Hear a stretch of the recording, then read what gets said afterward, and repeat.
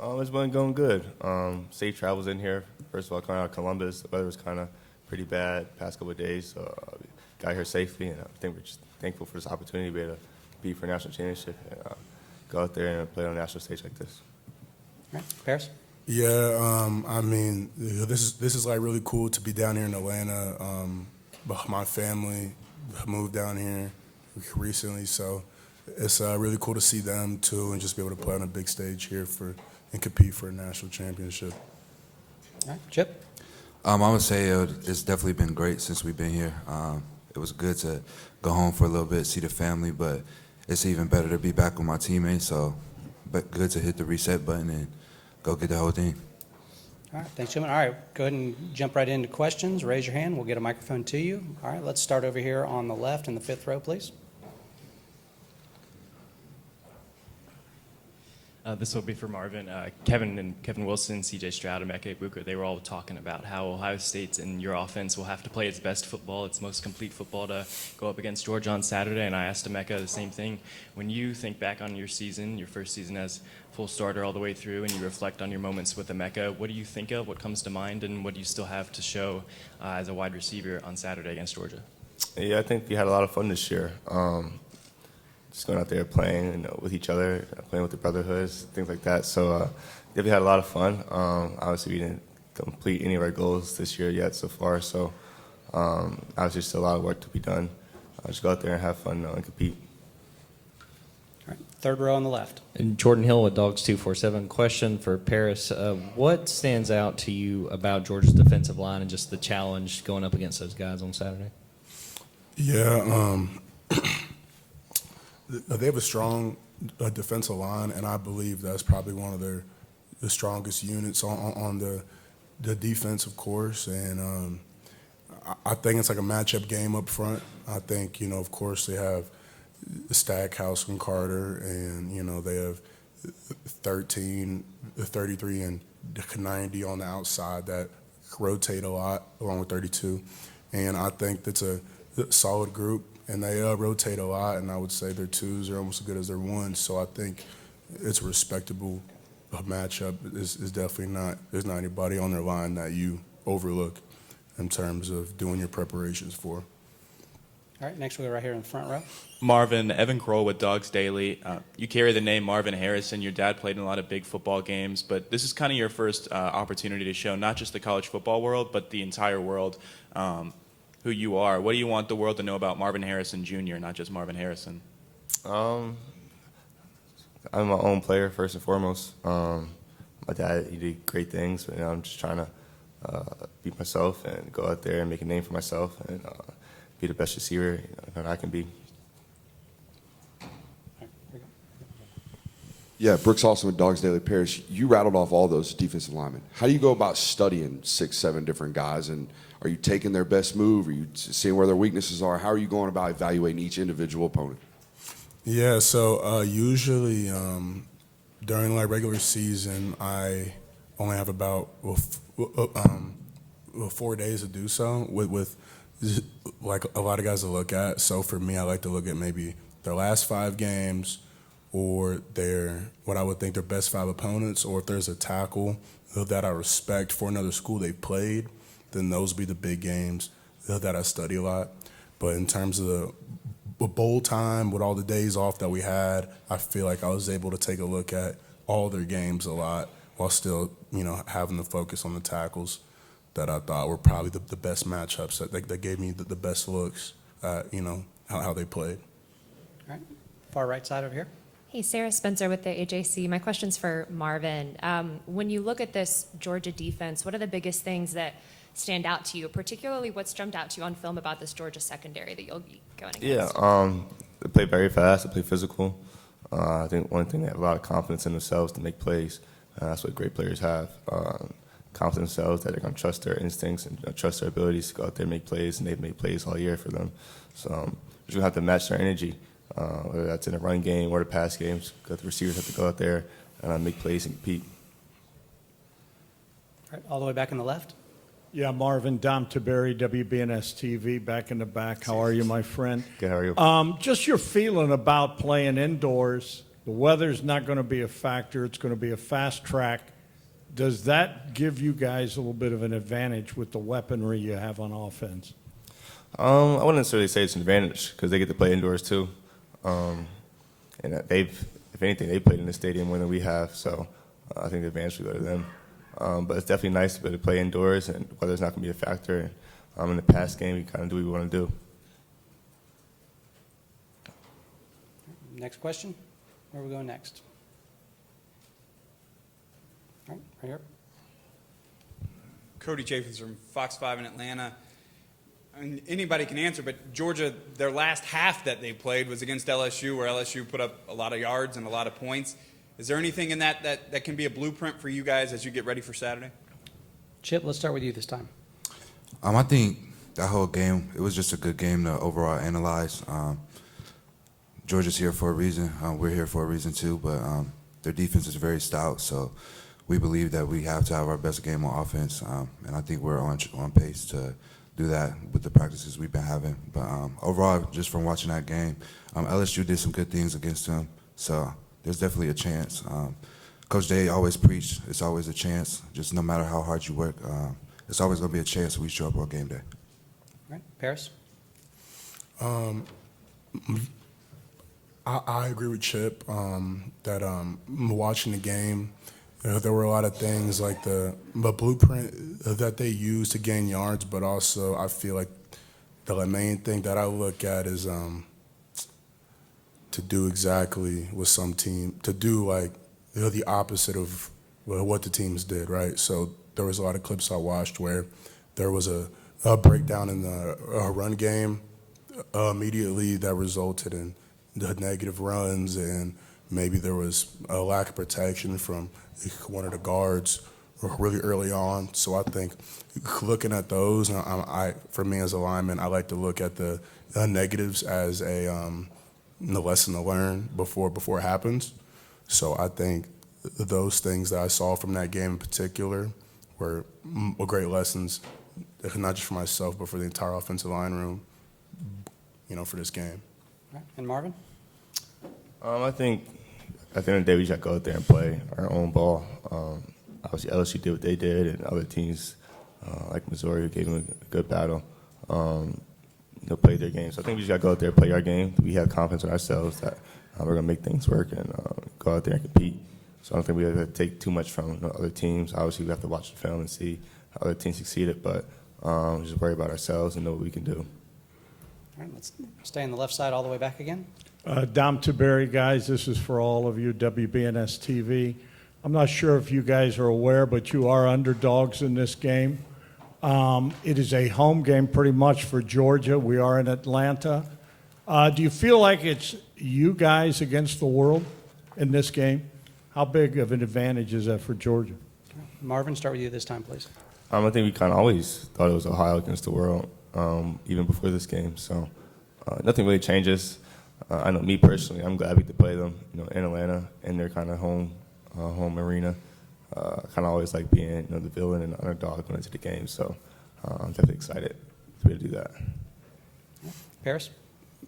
Yeah, I agree with Marvin on that. That this is how you want to play Georgia here at their house, pretty much. So, and yeah, since I've been here, it's pretty much been Ohio against the world. So I think this game even exemplifies that as well, with the circumstances, what you said. All right. Chip, thoughts on being the underdog? I think overall the team likes it a lot. At this point, we have nothing to lose, so we're just here for a reason. I think everybody counts us out, but at the same time, this is what you take on the Buckeye name for. So we're all here to put our best foot forth and just go win the whole thing. All right, we're going to go in the second row right here on the right. Andy Bax from Letterman Row. This one's for Chip. Do you feel like a different running back now that you have switched and played linebacker full time?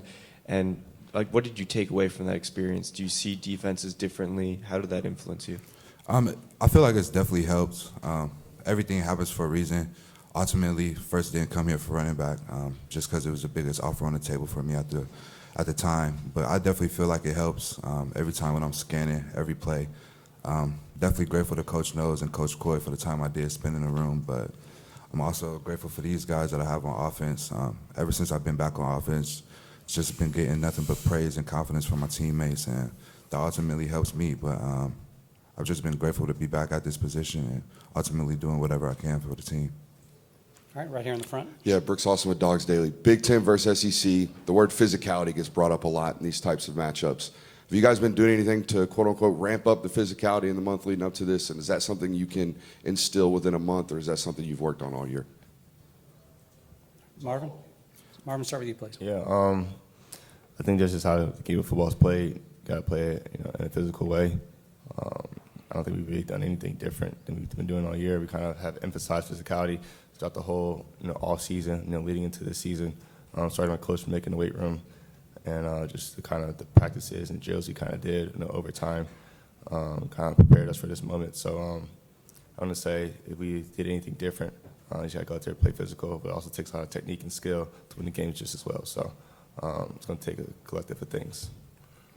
Yeah, the physicality is the most important thing, is the biggest factor in this game, but by far. And I think as an offensive lineman, that is the best thing to hear, knowing that the only factor, the best way to compete for, Chip and for Marvin to do their job is for me to just out physical the guy across from me, you know what I mean? I feel like during this bowl prep, we've put in a lot of time trying to work our skill and our technique and our discipline. So when it's time, for us to be out there, it's a second nature, and then all we have to do is to rely on just being able to go after a guy in front of you. You know what I mean? Because that's what it's going to take to beat them. All right, Chip? I feel like when you're a Buckeye, this is all you ask for. Our schedule or our practice plans have in divvy. The main thing in our program is toughness and fight. So I feel like when it comes down to the nitty gritty and you telling us that's all we got to do, that's what we're confident in, because that's where we go back to the basics and we just going back to the building blocks. That's all the mat drills, that's all the winter workouts, and that's everything we put forth in to get here at this very moment. So I feel like giving us that advantage, we're definitely comfortable with that. All right, time for a few more. Next question, where are we going?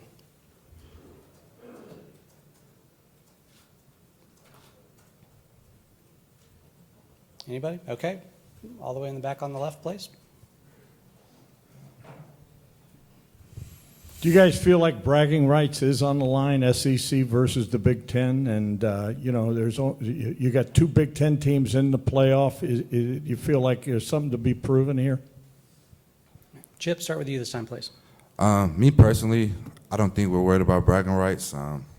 At the end of the day, I think all the bragging rights just go into who holding up the national championship trophy at the end of all of this when it's all said and done. So I think the main goal is just to get to that final game. Yeah, I haven't thought about that once since we heard about this matchup at all. I think the only thing that's been on our minds is Georgia. And I think, for it to be anything else in the Big Ten and SEC is not necessary. Yeah, I'm just going to echo what they said, really. This is like conference football right here. No matter who, Big Ten, SEC, ACC, Pac-12, Big 12, whoever is playing, it's just going to be Ohio State versus Georgia. All right, time for a couple more.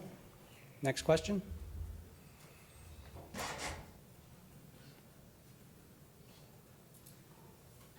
All right, I got one for you guys. If you guys win this game, I think you're going to be the first team to win all 6 New Year's 6 bowl games. Is that a point of pride for the program? What thoughts go through your mind of being the only team to have that opportunity? I didn't even know that was a stat, first of all, so thank you for enlightening me on that. That'd be very nice. Credit to all the teams in the past that have won the other bowl games. We're trying to do our part. I did know this was our first time in the Chick-fil-A Peach Bowl, so like I said, we're thankful for the opportunity. Go get a chance to make history. It's very good. Yeah, well, like Marvin said about, being in the Woody, I think the first question that we all ask, I don't know about everybody, but for me, I ask a lot of questions sometimes about stuff in the Woody.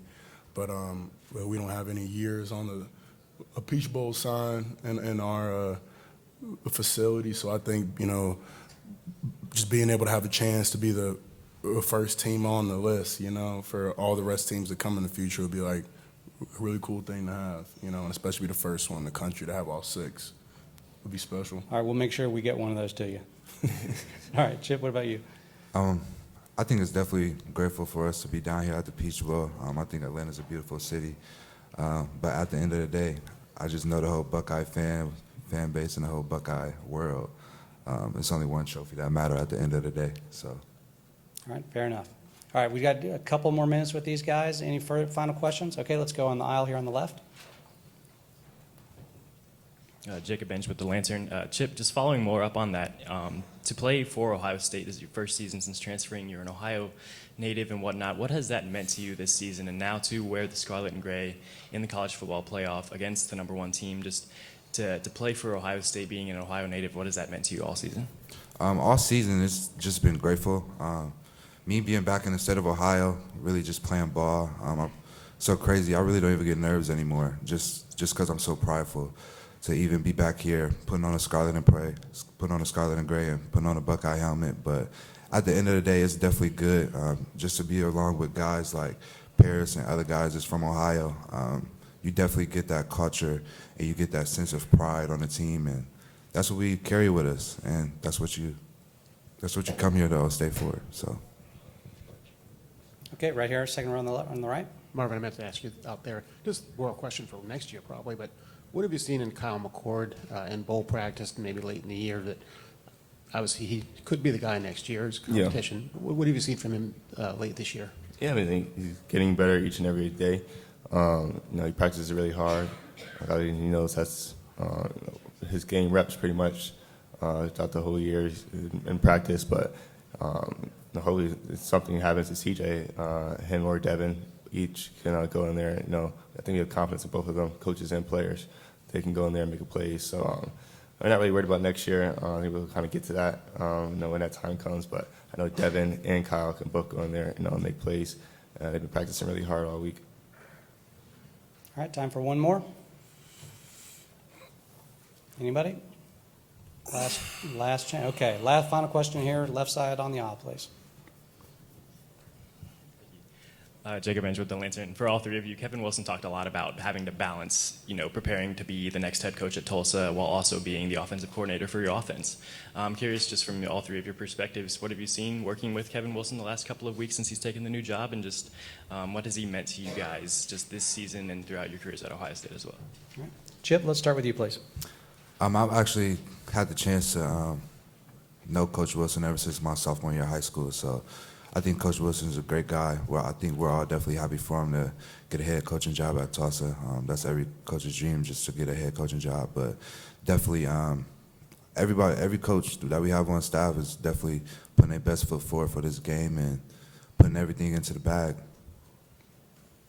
Yeah, Coach Wilson has been a friend of the family since before I was born. He coached my dad at Miami, Ohio.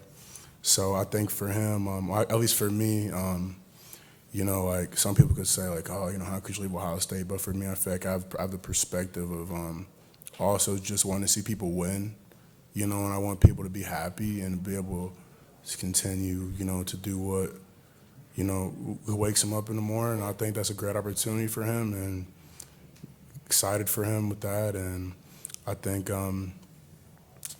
he's definitely, when he took the job down there and he came back to practice, he was, you just see the smile and just the juice that he had to just, to really just leave it all out there, because this is his final run with Ohio State. So just to, leave it all out there, and I think it's been a great energy in the Woody, All right, Marvin, close Yeah, out. I'm definitely proud of Coach Wilson.